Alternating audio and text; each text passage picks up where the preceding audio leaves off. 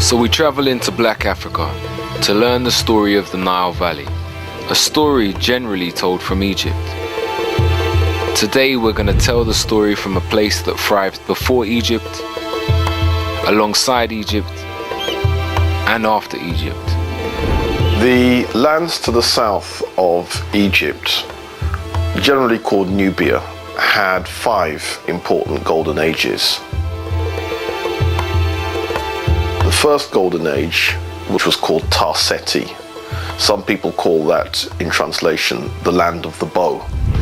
This civilization was older than First Dynasty Egypt by about 200 years. They also domesticated animals here first and before Egypt, so pastoralism was very important. Depending on how far back, if you say 9,000 years ago, then you can say yes, it was probably more developed than Egypt. But starting from the 4th millennium BC, the center really is in Egypt and develops from there. Sudan was often ahead of Egypt in terms of developing technology because it had perhaps a smaller population. In Egypt, there's not much need for human economy. You don't need to save on human labor because every time the Nile flooded in midsummer, you had a huge reservoir of human labor as long as you were feeding them a living wage. The ancient Egyptians themselves said that they came from the south of Kemet, ancient Egypt, which is further up, higher up the Nile Valley, closer to the source. And they identified the mountains of the moon, which are in modern-day Uganda, as their place of origin.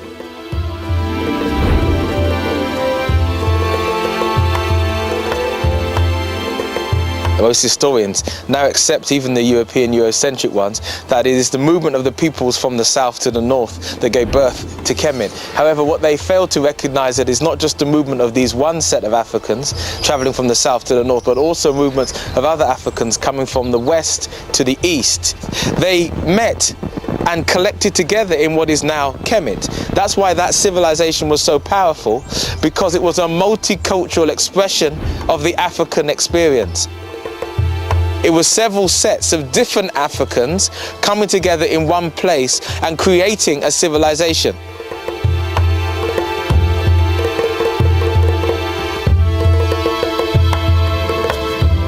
We travel through Sudan, the largest country in Africa, to learn about a world that was already old before our world had even begun. The ancient land once known as Tarseti, Kerma, and Kush, home to the Nubians. This is a place where early Europeans came to study and learn from Africans, and to study from the oldest people in the world, Africans.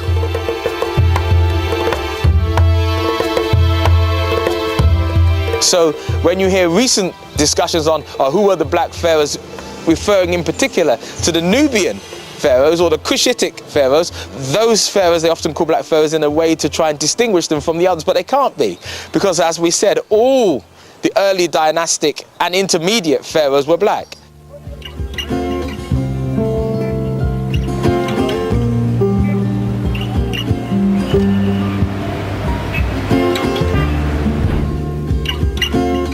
This is home to the world's oldest recorded religion, a place whose kingship and political system continued to bring harmony and prosperity to its people for over 3,000 years.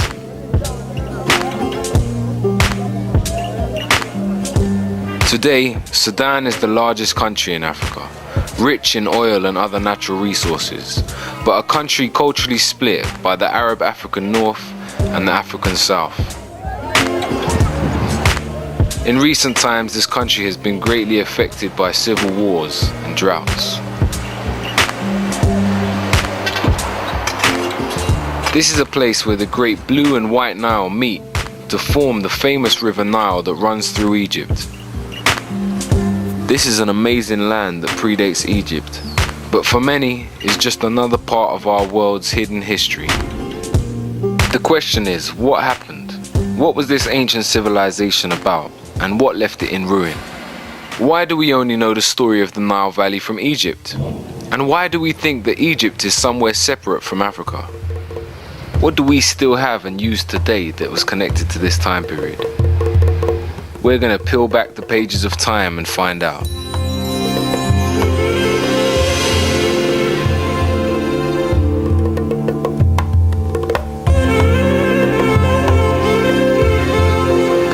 standing here on ancient holy ground, in an area that was once part of the Napatan Kingdom.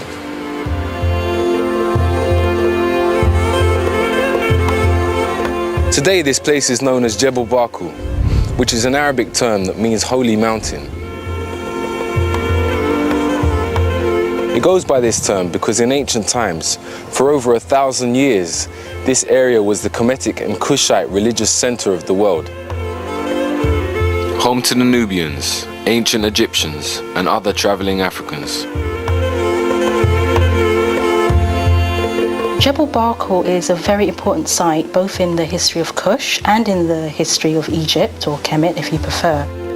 The mountain had a particular shape, and both the Egyptians and the Kushites regarded this mountain as the holy mountain. That's what the Egyptians called it, the holy mountain. So at Jebel Barkal you have this great ritual religious complex which is set up in a monumental form that we see first when the ruler of Kemet conquers it, when Thutmose III is building his great temple there, and then it continues, and it's in that area that Napata is.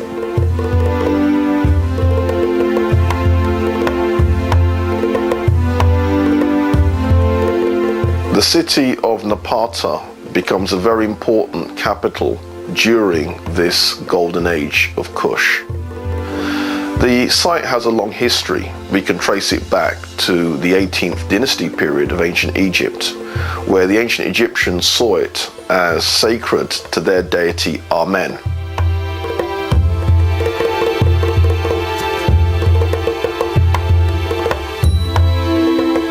Really remarkable point in the landscape, and again you have to be in the landscape, or you have to have the photograph of the landscape to understand how different it is and why it attracts attention. And people have different theories about that, but they don't tell us. They just call it the Juwa'ab, and they saw there a certain kind of form of sacredness.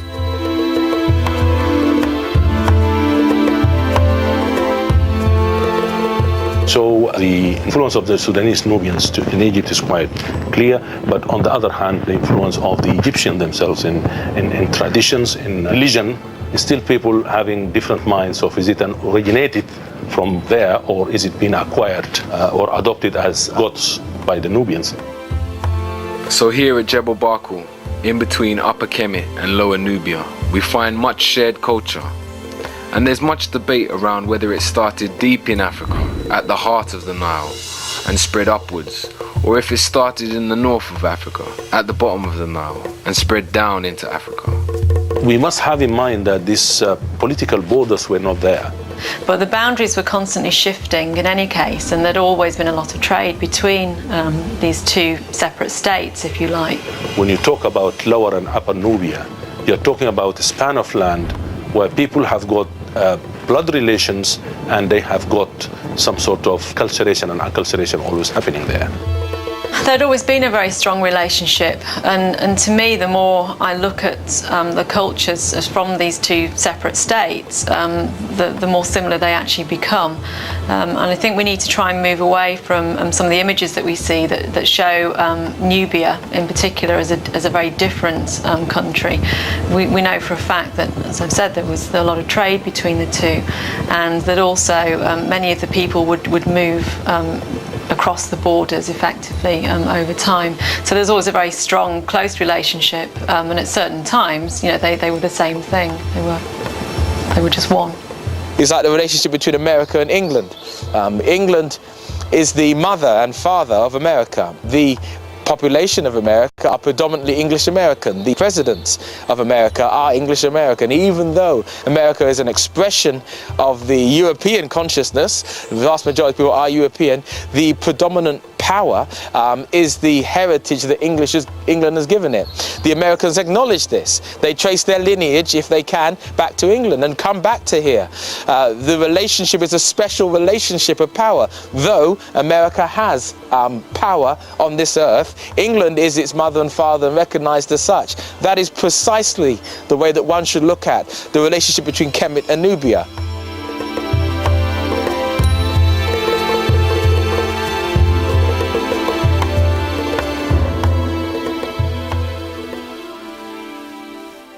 The religion of the Kushites is quite interesting. One of the important deities was Amen.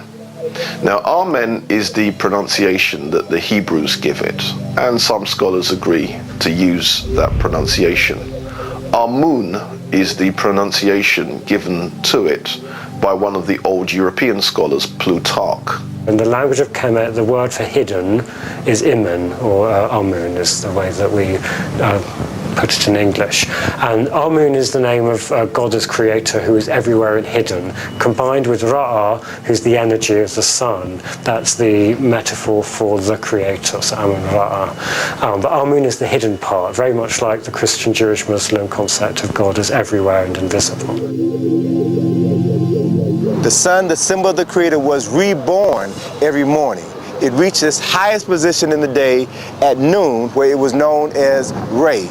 Re represented the creator, God, the sustainer of life on high at its highest point.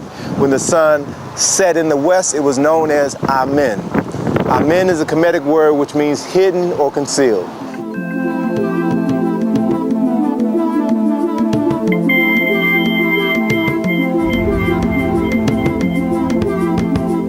Amen was supposed to be unseen and therefore very all-powerful also, because Amen was responsible for creation. Amen was responsible for everything, knew everything, understood everything, could foretell everything, and so on, the great omnipotent and omnipresent divinity. At this religious center, one of the main temples that is still here to be seen today was a temple that was dedicated to Amun. The ram was a sign that was always associated to the worship of Amun. It has been claimed that during the time of these temples, it was the astrological age of the ram, what we know as Aries, and that's why the ram was represented. They all worshipped God Amun, who was the same god as in Egypt, the state god of the pharaohs, whose main temple was in fact in Napata.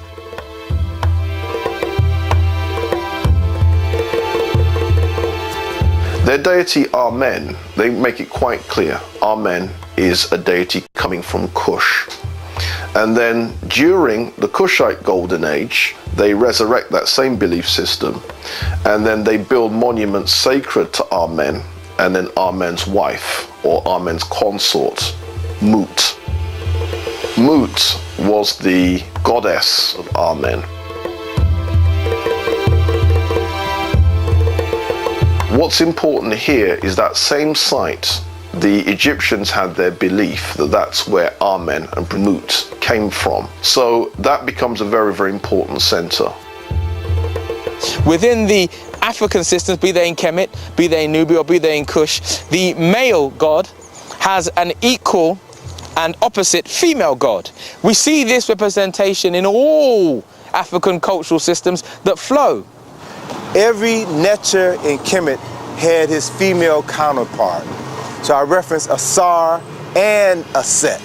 They were Netcher who complemented each other. They were co-equals. They are usually together in families, producing children. We have a man and a woman and a child produced as the union. We tend to think of the deities as a family. It's not quite so biological, it's more religious. In the beginning there was only noon, the original ocean of chaos that contained the beginning of everything to come. Ra, the sun, was born and appeared to rise from the surface of the water. Ra then gave birth to two children, Shu, the god of air, and Tefnut, the goddess of moisture.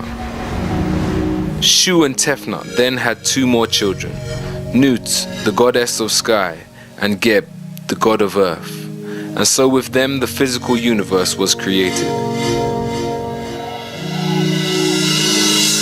From the union of Geb and Nut, 4 human children were born, and so the story of civilization began. The Egyptian creation story, in many respects, represents the development of a civilization and the growing of Egypt, I suppose. And it's coming out of something that's very simple and coming out of nature, and then is being developed by man and being developed also into obviously one of the greatest civilizations that there ever was. The spiritual world represented the physical world. So as it was in heaven, so as it was on earth. The Africans came together in Kemet to build a heaven on earth. So what you see is this combination of balance and harmony. The essence of what we find within traditional African society is an understanding of the totality of life that is literally matrilineal and is paired with the masculine energy in order to maintain its force and its operation throughout society. If you suppress the female, you suppress 50% of the power of the creator.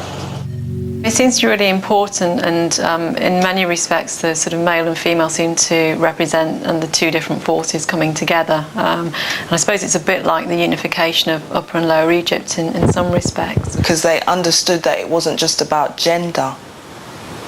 It was about the understanding of the energy and how it moves, how masculine energy moves and how feminine energy moves, and how to marry the two, which created balance, life.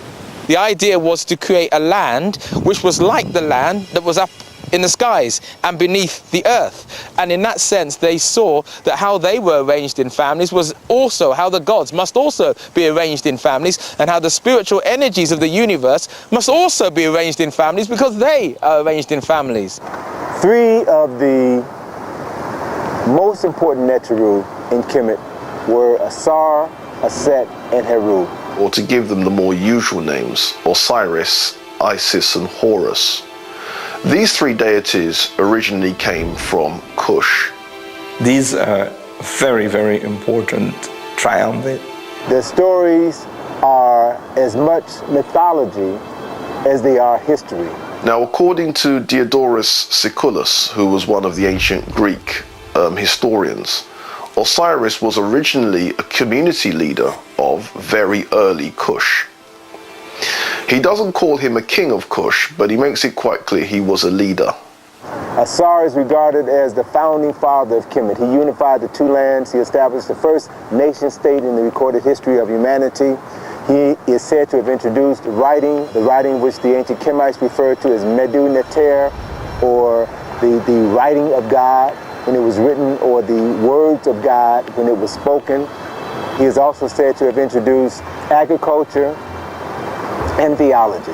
Also decided to take civilization to certain parts of the Nile Valley as well as to other parts of the world. Asar married a beautiful Nubian woman by the name of Aset, who was his co-regent, not his inferior, his co-regent. And when Asar decided that he was going to travel to other parts of Africa to share his technology with his brothers and sisters on the continent, he left his wife Aset to run their nation. And he was very successful, very admired, and this provoked the jealousy of his brother, Set. And Set then plotted to overthrow his brother Asar. Set, or Sete in ancient Egyptian, murdered his brother, dismembered his body into 14 pieces, and then scattered those 14 pieces throughout Kemet. When Aset learned of the murder and dismemberment of her husband, she fled for her life, and then she went searching for the missing parts of her husband's body. Aset found 13 of the 14 parts of Asar's body, and as she found each body part, she cleaned it, she anointed it with oils, and she laid all 13 parts out, and she literally remembered her husband, wrapped his entire body in bandages, and created the first mummy in the recorded history of humanity. As Aset was preparing to bury her husband, she grieved because she was about to bury the man that she loved. She grieved because she was still a virgin. They had never consummated the marriage, and thus she would never bear children by the man that she loved. And according to the story written on many papyri in Kemet, carved on several temples in Kemet, the spirit of Asar came and impregnated his virgin wife Aset. And then 9 months later, the virgin Aset gave birth to their son Heru. Now, in the case of Isis or Set, She is the original Virgin Mother, and she is seen suckling Horus. He is shown as a child suckling his mother, and he's wearing the pharaonic headdress, making it clear that he was born a king. Haru is the son of Osiris, and he's the embodiment of order. He has to take over the kingship, and he has to do that through a struggle. So Heru was born, the son of a virgin. He was born with a specific purpose in life. That was to restore his father's kingdom, to do battle with his uncle Set and reclaim his father's throne. Heru would then take up his father's struggle, in a way, against his uncle Set. One of those classic battles, not so much between good and evil, it's more a battle between order and anarchy. And Heru eventually triumphs over Set. At that moment, Heru was miraculously transformed into a falcon. He flew into heaven to meet with his father Asar, told Asar of his victory over Set. His father blessed him, and Heru then returned to Kemet as the legitimate heir to the throne. And when he ascended to the throne, the symbol of the Heru Badet, the winged sun disk, was a symbol that was carved above the entrance of every temple in Kemet to serve as a reminder of Heru fulfilling the reasons for which he was born. And at the moment Heru reclaimed his father's throne and was crowned the king of Kemet, his father Asar was resurrected from the dead and took his place on the throne of judgment.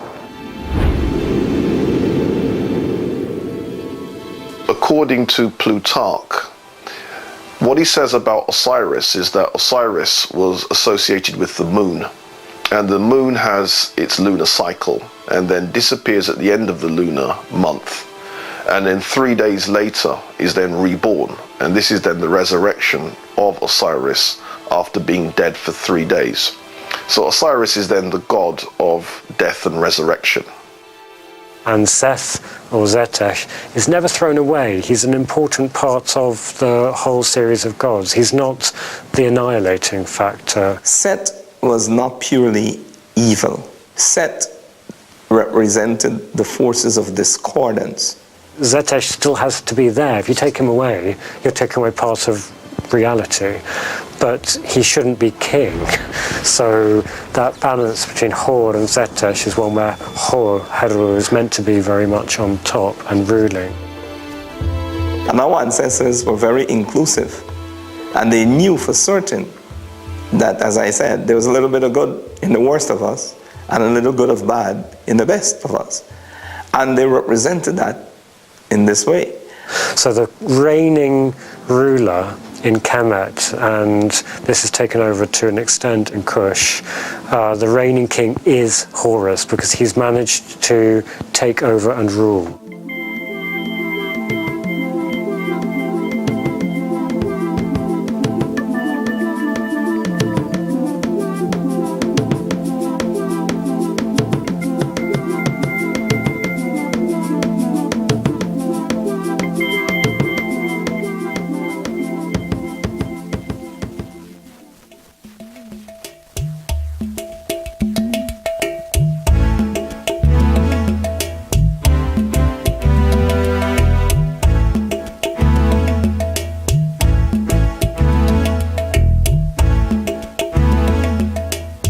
I'm here at Naga, at one of the Kushites' most well-preserved sites here today in Sudan. Temples were really important, both in Kemet and in Kush. When you begin to look at the development of temples, the temples that we find in Nubia, the temples that we find in Egypt, the temples were universities. In many respects, they were kind of mini universities. So you have your Egyptian elite living in the temples. They were developing languages, they were developing mythology, they were developing the religion. There were places where the so-called priests, who were actually priest scholars, part of a system of learning. And the fact that the temples not only acted as places of worship, but places of learning also. One was the house of the book, and the other one was the house of life, Per Ankh, meaning house of the life, house of life. The education was holistic So you couldn't study maths without studying geography or biology. Everything was interconnected. These priests that came out of these systems were to be the guardians or the custodians of this cultural practice. They were not theoretical religious people. They were individuals who were both warriors, both scholars, and both priests at the same time. It might be important to look at the system of education as a system of formal learning and the system of socialization as a way or the way in which one generation was socialized into the fundamental values and rituals and meaning of life of the community and therefore of the society. The belief was that you weren't born man or born woman, you were born male or born female. And through the process of passage, then you became male or you became female. The passage was intended to be arduous, rigorous. They would have had to have gone to the temple and gone through certain rites of passage. The socialization has to do with becoming an adult, with knowing your roles as an adult. And the training was both physical, both mental, and both spiritual. And a lot of this came to rest in the temple, where you had schools in the temple. The temple itself was not to be worshipped. The people themselves understood that they were the most sacred thing, not the temple. All the professions were premised upon somebody having completed what is called scribal training. To become a scribe was really to achieve the platform from which other careers took off. What I also find very interesting and very attractive about the Kushite civilization was that, unlike in Egypt, where it was only the educated classes and the priesthood and so on who could read and write, in Kush they achieved a high level of literacy. That meant that humble people could actually read and write and were encouraged to do so. In actual fact, I don't think there's any modern equivalent to one of these temples. They were both centres of scholarship, but they were also the centres of religion. So the custodian, the intellectual custodian, was also a spiritual custodian. Was also the warrior custodian. In times of war, it was they that pulled up their cloth and went to war. It was also they that kept the spirit of that nation alive. It was also they who kept the intellect of that nation alive in books and study. So there was no separation. Kemetian philosophy is so monotheistic.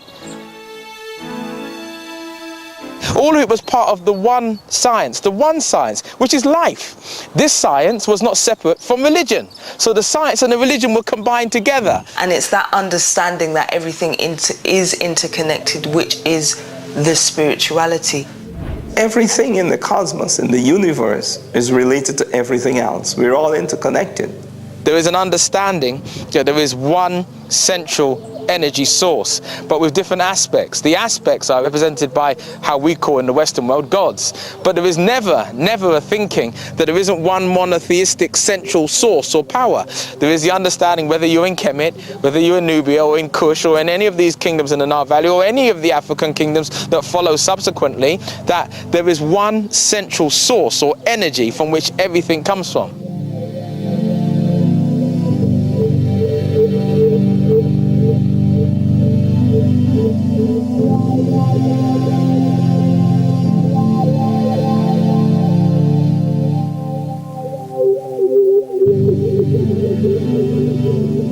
Clearly they share the same religious beliefs as with the Egyptians, with some additions, so to speak. Some local gods were worshipped, like god Apedemak, a lion god.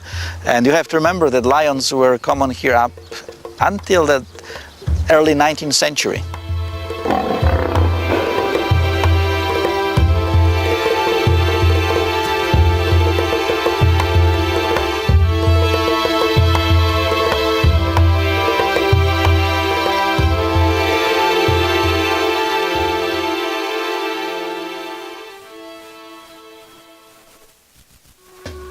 These historical sites found here in Africa are all that's left of the Nubian and Kushite cultures of people who lived all along the Nile Valley. These ruins are evidence of some of the world's earliest highly developed civilized cultures. These people had an understanding of astrology, medicine, philosophy. They had mapped out the world. They had circumnavigated and understood the planet that they lived on. We find that the people of the Nile Valley were responsible for developing the first calendar of 365.25 days. Now, because of the tropical or semi-tropical condition in the Nile Valley, there were clear nights and people could see the stars and the other heavenly bodies. And it is very clear that humanity began to notice patterns. Think about this. How long would it take, for example, for us to understand the movement of the moon? The moon travels around the Earth every 27.322 days. Because of this, the ancients based their month around a 30-day cycle.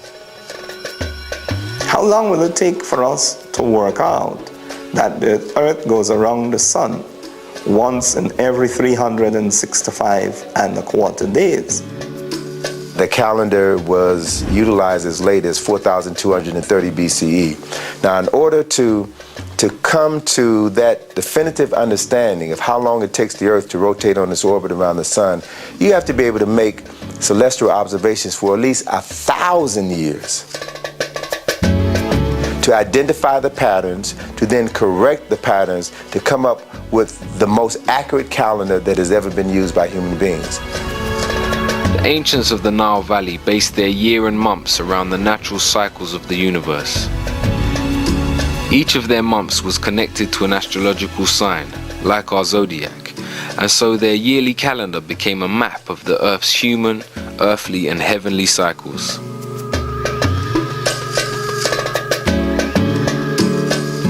And this is where the sense of time, the whole question of the calendar, the year, different months came out of. So you had groups of people who had time on their hand to observe their environment and then to produce great works that recorded their observations. So you had astronomers. In terms of astrology, that was always, again, very important to the ancient Egyptians, and when people were born, they would actually have their charts drawn up. We see water irrigation, we see aqueducts, we see underground heating, swimming pools, we see heated swimming pools. We had people who studied rocks and minerals, geology. These very brightly polished ones, that's again a classic Sudanese. I think that particular colour combination, those happen to be the colours of the modern Egyptian flag, but actually it's a very, to me, very Sudanese combination, that clear white with dark and red. Earlier in the history of Kemet, you get a lot of carnelian, the red stone, coming out of Nubia. Precision drilling, iron smelting, precision iron smelting.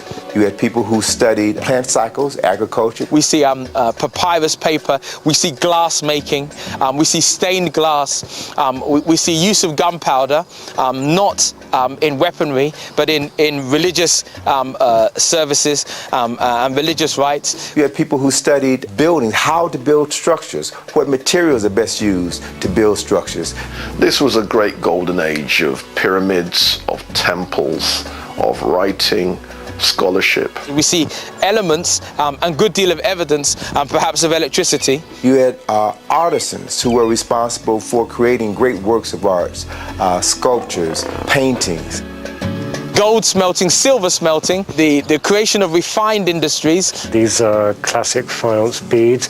This is the colour that most of the material in this tray should look. Faience is simply desert sand, it's quartz sand, but it's ground down and fused at a fairly high temperature, and you add the colour from adding ingredients, so that amazing blue will come from copper filings that have been added in. So there's a very close link between the artists who are producing all of this material and the metal workers, because they're using the filings from the metal workers' floor.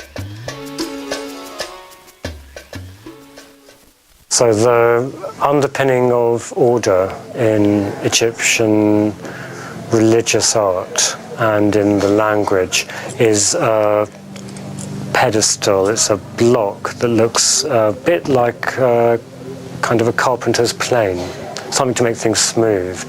And the word in language of Kemet is ma'at. Ma'a is smooth, and it's trying to make things on a smooth path. That seems to be the metaphor they use. And ma'at almost means what is good. One of the most significant aspects of spirituality in Kemet had to do with the concept of ma'at. Ma'at represented the ubiquitous powers that flow throughout the universe, that maintain the balance, the harmony, and the order throughout the universe and on planet Earth.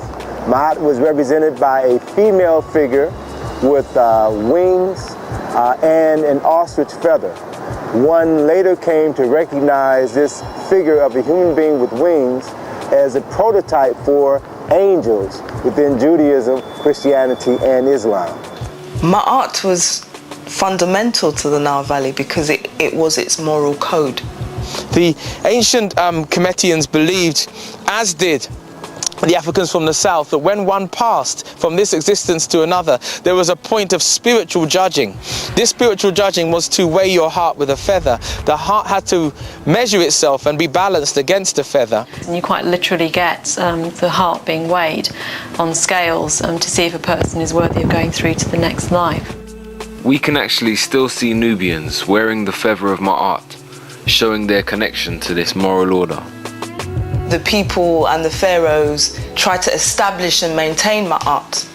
And they didn't have a word for evil, because that's, I think, what people think, good and evil, light and dark, do you know what I mean? But the opposite of Ma'at was Isfet, which was unbalanced.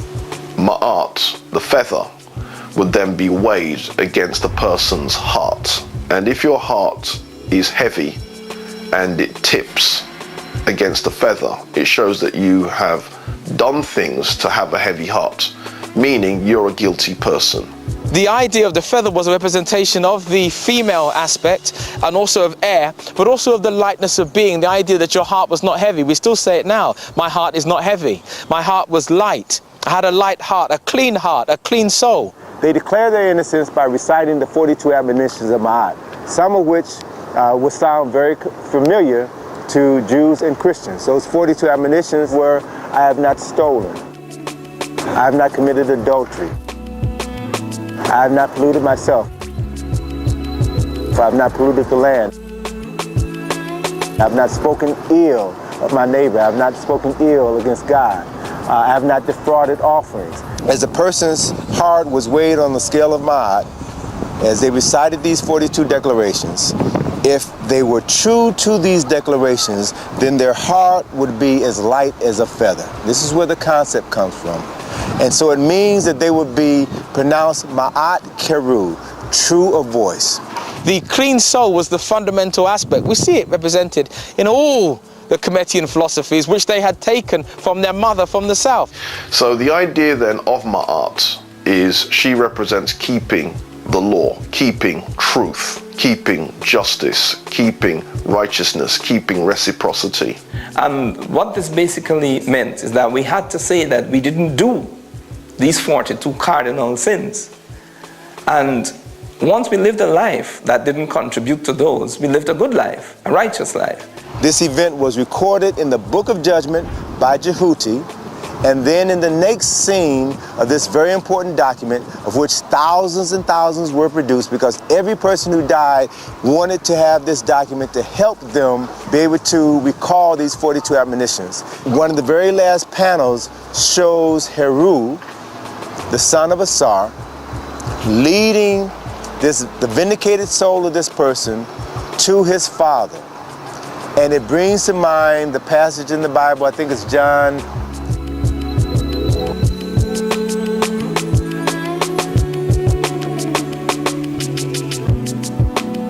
So Heru was the way, Heru was the truth, Heru was the light through which the soul of man was brought before the Lord of judgment and then proceeded to go into heaven or hell to experience the next life.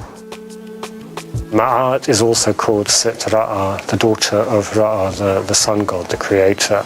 And although you find parallels for that in European Christianity, the church is called the daughter of God, so you can see that kind of idea that the great force that protects good is related to the creator. So Ma'at represented the means by which a person can achieve their highest spiritual level of understanding. This wasn't about religion, this was a way of life, of being, of relating to each other, because relationships was our highest value, how we related to ourselves. So before you can relate to somebody else, you have to relate to yourself. It's often used as a kind of unique force that you don't find in any other society in the world. I'm not sure I believe that, because I think every society defines itself by what it thinks is right. So in Kemet, the word of the language of Kemet for what is right is Ma'at. All of these ideas and concepts can be traced back to the Nile Valley, to Kemet, to Nubia, at least 1,000 years before the advent of Judaism. Talking about the importance of spirituality and of spirituality itself, not only to Kemet, Kush, and other places in the Nile Valley, but to all African society that remain African, even unto today. And I think it's important for us to understand that to be African is to be a spiritual being, because our ancestors recognize being spiritual as the fundamental of human existence. From the start, whether we look at the Nile Valley during the Tar Seti, Kemetan, or Kushite period, we see a unifying system of understanding that gave the people their moral core. An understanding that may have changed slightly from generation to generation, but a knowledge of a divine force greater than themselves continued to be at the center of their civilization.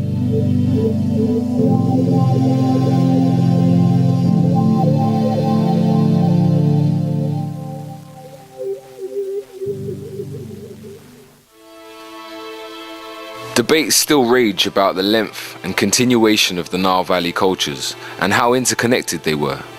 What we do know is that over time rulership changed between the different black rulers along the banks of the Nile. It appears that Kemet was roughly 3,000 years old before it had any interference from cultures outside of Africa. Asiatic people known as the Hyksos melted into the Northern Nile society at first, and then by chance took full control of Lower Kemet and ruled for roughly 100 years. During this time, Kemet was inflicted with corruption and a depraved form of leadership. There's still debate around whether they were fully kicked out or not. Society in the Lower Nile Valley continued to come under attack from groups outside of Africa. When the Assyrians took over Kemet, they attempted to separate Egypt or Kemet from Nubia. Now, this was a hard thing to do since both sets of people were entwined. Their families, their culture, their religion was part of the same culture and religion. In about 1,000 years BC, the Nubians moved in and took full control of Lower Kemet, bringing the whole region under Kushite protection. When Kemet got into difficulties, it was the Nubians from the south who came from the south to the north to rescue Kemet. The Kushites, they decided to go into Egypt and to take control of the situation, to sort things out, to restore traditions, to restore religion, to restore law and order, and to basically remind the people in Egypt who they really were. They were trying to retake Kemet because Kemet was theirs. It was their bloodline. They were not foreign invaders. They were individuals who were part of the original bloodline, attempting to retake the bloodline and the land which was once their own. So that line of 7 or 8 Nubian kings was an attempt to give an African renaissance, to return Kemet back to African hands after the Assyrians were attempting to cut off Kemet from the Sudan or cut off Kemet from Nubia. During the period of Kushite rule in Egypt, the way they administered that country was quite interesting. What would happen is the male pharaohs would then rule from the city of Napata. Female rulers would then rule from Waset, which is in Egypt. In Africa, women didn't rule and men didn't rule. Men and women ruled equally. It was a co-rulership with different functions, where the woman was fully vested and the man was fully vested. And what I find interesting and very attractive about this civilization is the fact that women could actually rule in their own right. So they didn't have to be, rulers because they were waiting for a boy king to grow up, or they weren't ruling behind the scenes while, the guy was the king and he was the official ruler. They actually ruled in and of themselves. Now, who were these female rulers? Some people say that they were the wives of the Kushite pharaohs. Some people say that they were the sisters of the Kushite pharaohs. Whichever be the case, they formed a parallel dynasty, and that dynasty would be aunt being succeeded by her niece, and that kind of line.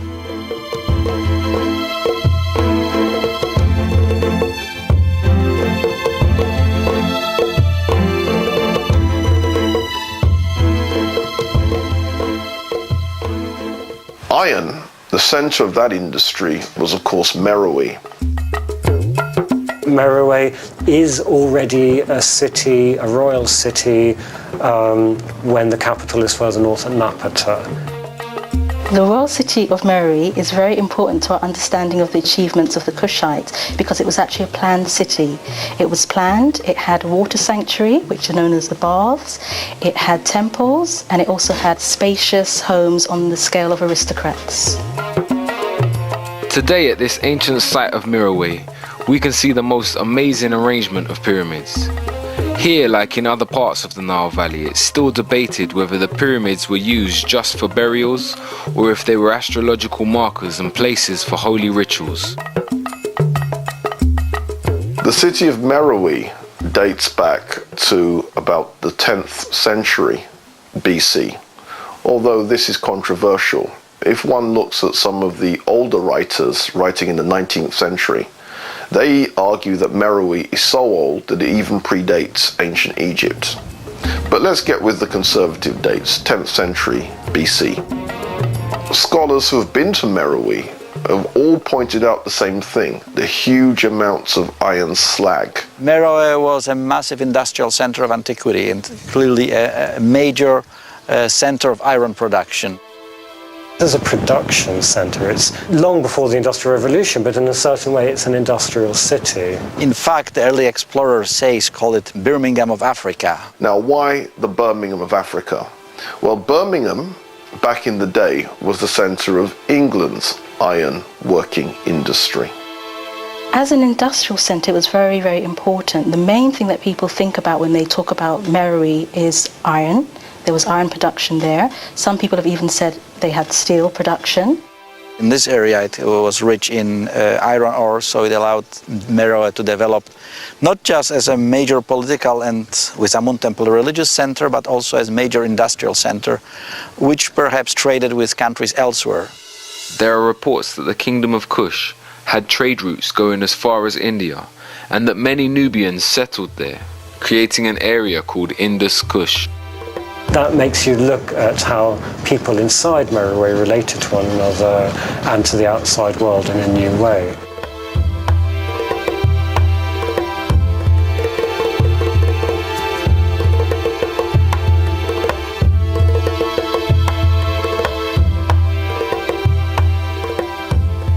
Meroe has a whole series of pyramids in a very good state of preservation. There are at least 84 pyramids, and it's quite possible that many more have since been found. I'm standing here at the pyramid complex of Meroe. Here in Sudan, there are over 200 pyramids that have been found here to date. This is almost twice as many as its neighbor in Egypt. These pyramids were built by the Nubians, and this is just one of the complexes that can be seen here today.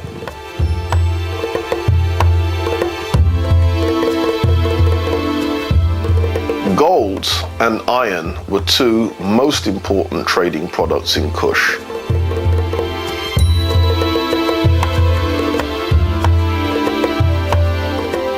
Gold world has a long history, because the reason why Nubia got the name Nubia in the first place is derived from the ancient Egyptian word nub, which means gold. And what the ancient Egyptians are saying is that this is the land of gold. This is where we get gold from. There was a reputation that the Egyptians had that gold was as plentiful as dust. Wasn't true, but this was a reputation that it developed. But where did the Egyptians get their gold from in the first place? They got them from the Kushite gold mines. They traded with each other. Herodotus mentions that gold was used to enchain prisoners. Now, he may well be exaggerating, but since there are images of even mundane things like golden tweezers, the fact that gold would then be used to make tweezers, that shows that it's not a far stretch of the imagination for Herodotus to say that gold would then be used to enchain prisoners. Many of the things that we think of as advanced culture or advanced technology has its root within Kemet. We know that pottery was first used in Sudan rather than in Egypt. The Kushites throughout their whole history were always very good at making pottery. They were very artistic, and their pottery is some of the best in the ancient world. That was also manufactured at Meroe. This is the great glory of Meroe, the pottery. Much of this has been conserved and restored.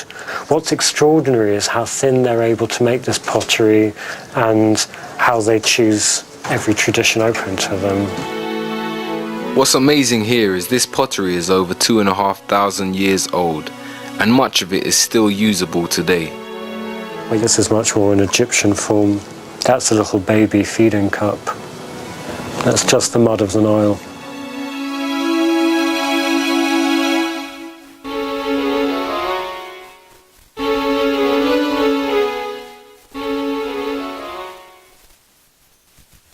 Now, the last ruler, Shepenupet II, was on the throne when the Assyrians conquered Egypt. They made their conquest in 663 BC. When the last of the Nubian kings, Tawentameni, fought his last conflict with Ashurbanipal, who was the Assyrian king in 664 BCE, we see Kemet being split from the African world, or an attempt to split Kemet from the African world.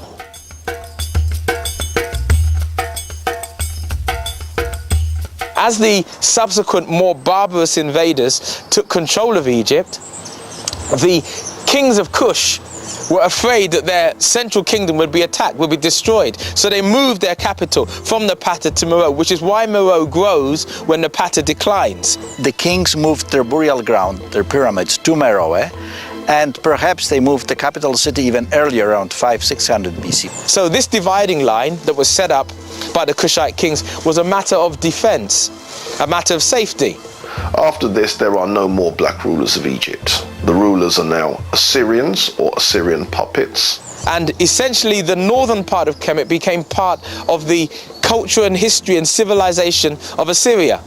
Assyria became the focal point, the married line, the feminine line, the female line of Kemet was deliberately usurped by the Assyrian kings. And therefore Shepenupet II was the last independent black ruler of Egypt. As the Assyrian kings took control of Kemet, then we have a resurgence in consciousness in Nubia.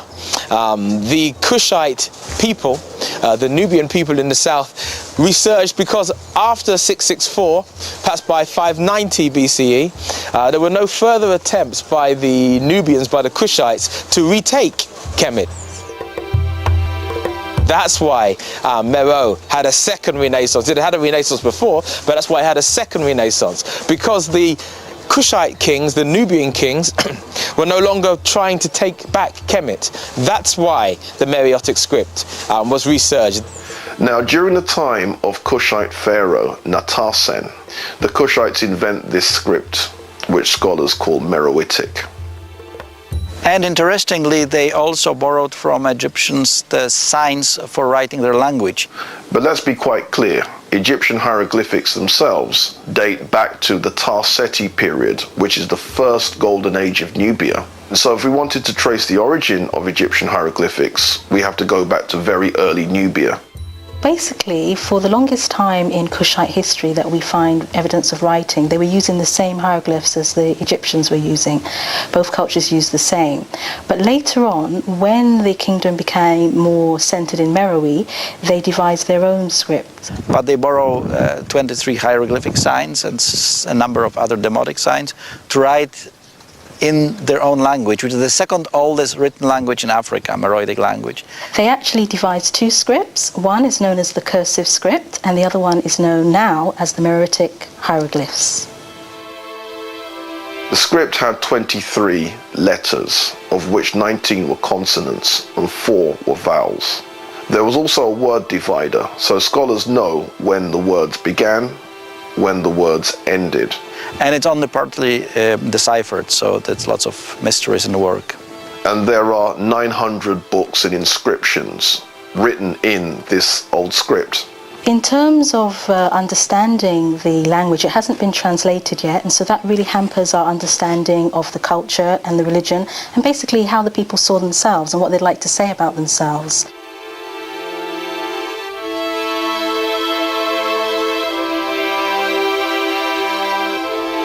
There are a couple of people who are trying to decipher the language, and one of the ways that they wanted to do it was to speak to people who today speak what may have been a related language. Time is running out because a lot of the languages of Africa are not spoken by more than literally sometimes a dozen people. And as the elders die and people don't capture these languages, we won't have that link. People in the landscape won't know what the sound was. It appears that the Nubian Kushites created this new language to protect the last of their secrets from the invading foreigners. In doing so, they created a greater divide between them and their lost gem of the Nile Valley, Egypt. Then Egypt is conquered by the Persians in 525 BC. The Persian kings, like Cambyses, a ruthless and genocidal ruler who took over Persian rulership and then took over rulership in Kemet. This Cambyses attempted to invade Nubia and failed. His army died in the Nubian desert. That which was left was destroyed by the Nubian bows. If you don't know, then you should know that the Nubians were famous for having the longbow. Even before the 14th century Englishman said he created a longbow. I don't know how he came out with creating the English longbow. The longbow was the famous weapon of choice for the Nubian, the Kushite warriors. Then it's conquered by the Greeks in 332 BC.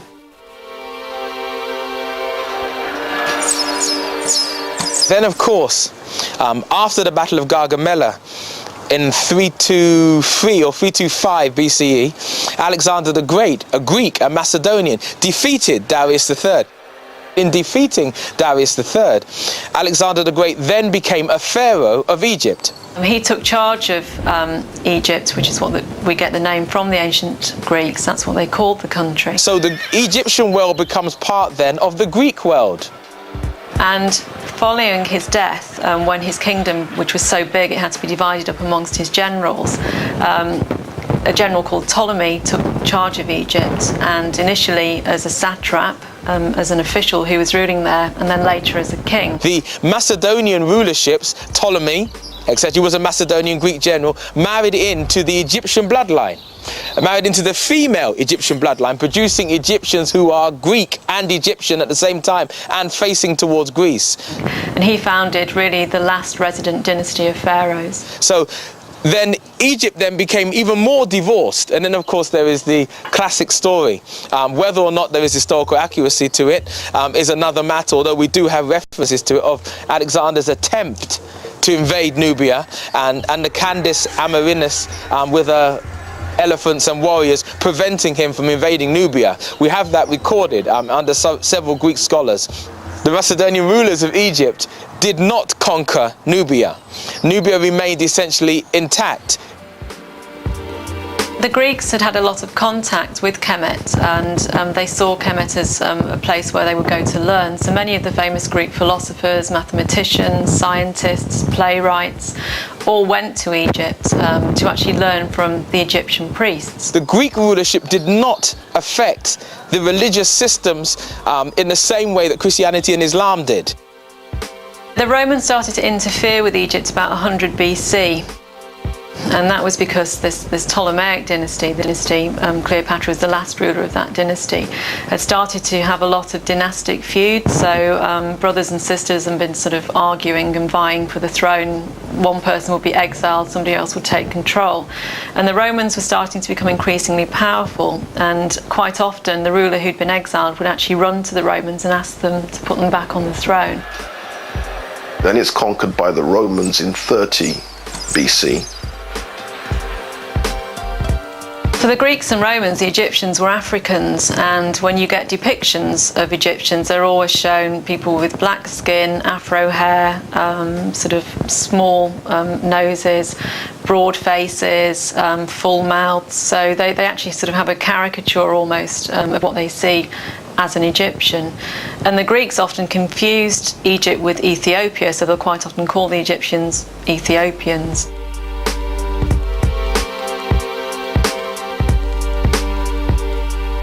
So obviously somebody with a dark face. And when they showed Ethiopians, they showed them in exactly the same way that they showed Egyptians as Africans. So there was no question at all that Egypt was an African country. It certainly wasn't seen to be European by either the Greeks or the Romans. Now the Romans and the Greeks and the Assyrians and the Persians came to Egypt because Egypt was the breadbasket of the world. The control of Egypt and the granaries of Egypt was fundamental to the control of any civilization that attempted to control the world. Not only that, but Egypt, through its trade relations with the south, had control and access to the minerals of the south: the iron, the copper, the gold, the silver. The Roman system of coinage was based on gold and silver. Therefore, they needed access to the mines of the south. So the control of Egypt was fundamental in getting the trade from the gold and silver from the south to the north. So therefore, the control of Egypt was fundamental. Egypt was the most wealthy nation in the world, and it remained so through Assyrian, Persian, Greek, or Roman rulership. Egypt still was the most wealthy, not just in terms of gold and silver, which was, tenuous in terms of its commodity value, but in terms of grain, wheat. Rome as a civilization, like the Greek civilization, did not produce enough food to sustain itself. The Romans saw Egypt, and the reason they really wanted Egypt so much was that it was a grain source for their armies. When Kemet was invaded by the Greeks and the Romans, they effectively ruined the country. They used it not for itself, they used it for their own country. So for example, when the Romans were ruling in Kemet, they took all the grain from there and sent it to Rome as dole for their people, because the Romans had a dole system where they would give people bread to keep them quiet. That was their dole. And all the grain that made that bread came from Kemet. So basically they ruined the country completely. But they also traded things like animals, obviously for their gladiatorial fights. A lot of the African animals were shipped over to Rome because the Romans saw Egypt as this sort of exotic and interesting, sort of another world almost. It wasn't just another country, it was a completely different world to the one that they were used to. So when you overexploit a country like that and you take all of its resources and you use it for another country, obviously there's going to be nothing left for that country. And over time, Egypt became poorer and poorer, and I feel that this ultimately led to the final downfall. So the relationship between Egypt and Rome was fundamental in Roman survival. Not in Egyptian survival, in Roman survival. I think Egypt was crucial to Rome's development, both from a political point of view, in that it gave it a very important, a very wealthy territory, but also because a lot of people in Rome became very interested in Egyptian religion and Egyptian cults, and also they must have been learning from people in Egypt as the Greeks had learned from people in Egypt. So I think that Egypt was actually very important for Rome, certainly Rome's early development. But all of this means, of course, that Egypt is getting more cut off from its neighbour from the south. It sees its relationship as being north.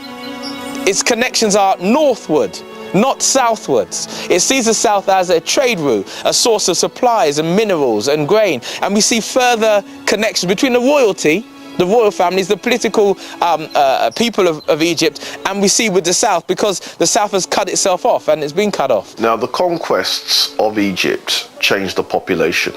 And so Egypt was already moving into an Afro-Asian direction.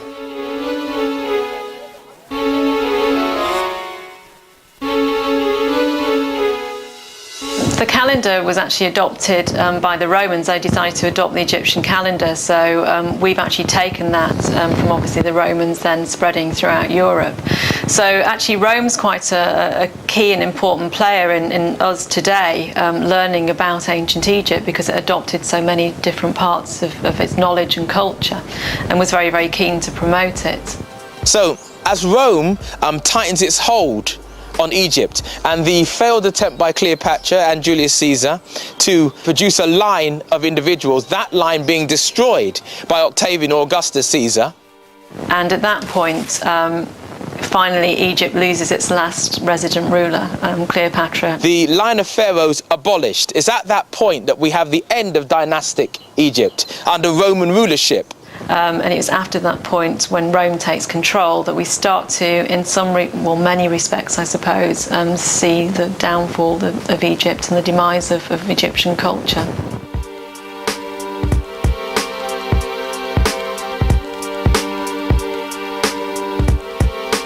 Meanwhile, in Kush, the pharaonic culture continues.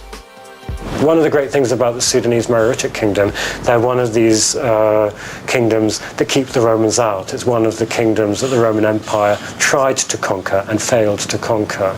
I think also the further south that the Romans went, obviously, the further away they're going from the Mediterranean and from Europe, and so arguably the more difficult that would become for them.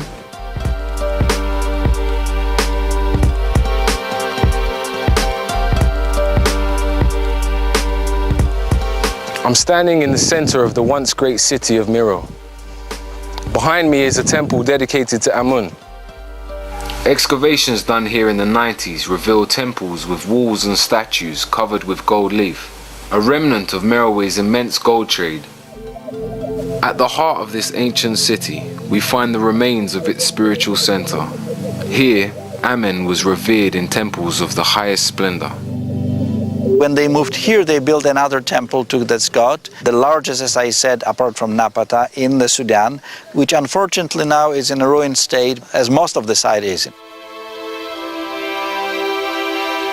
The royal city was walled with gates and towers, and one of the old sources makes it clear that the population of Meroe supported at least 200,000 soldiers and 4,000 artisans, and that would give us some kind of indication of what scale of city that we're talking about. Herodotus, the ancient Greek historian, made reference to a violet-scented fountain where people would wash and they would bathe in these aromatic salts. And the Liverpool expedition at the beginning of the 20th century excavated in Meroe and found that Herodotus was probably talking about this bath that shares affinities with the Roman bath.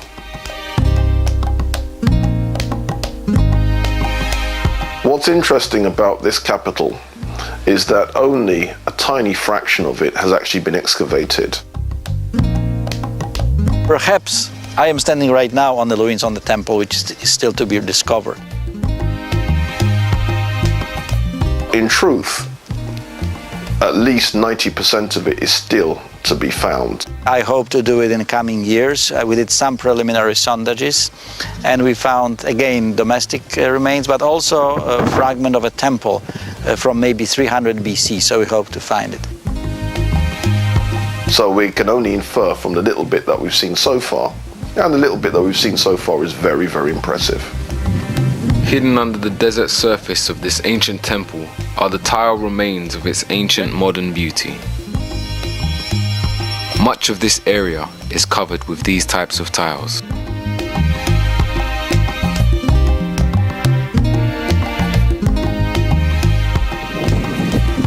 The modern day neglect of these temples is only equaled by the invading nations that came in and replaced religions and took over the land of these areas.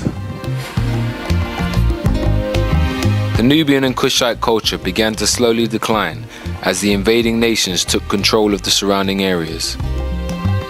As Rome became Christian, it began to spread its New World religion throughout its empire, taking religious control of the Nile Valley. For the essential part, Kush remained essentially unchristianized. However, on the eastern side of Sudan, in a place called Aksum, they created a Coptic religious system. This Coptic religious system, though essentially African, had a different philosophical base to it than that which had been there present, and a different thinking process to that which had been there present. The last of the Kushite pyramids is around 300 and something AD. And so it would seem that the last burials of the Kushites coincides with the punishing of the Red and the Black Noba by Emperor Ezana of Aksum. This Aksumite kingdom was the kingdom that in 320 AD CE was the kingdom that eventually conquered Kush. The end of Kush brought the end of roughly 5,000 years of royal culture in the Nubian lands of the Nile Valley. So as we look back over this ancient world, we can say that the ancient Africans of the Nile Valley had a civilization that lasted longer than the society we are part of today. At its peak, it had reached a great level of spiritual, social, economic, and structural development. This was a civilization of religion, astrology, medicine, philosophy, architecture, art, engineering, mathematics, and much of what was passed down to us from the Greeks and Romans actually came from the legacy of the Africans of the Nile Valley.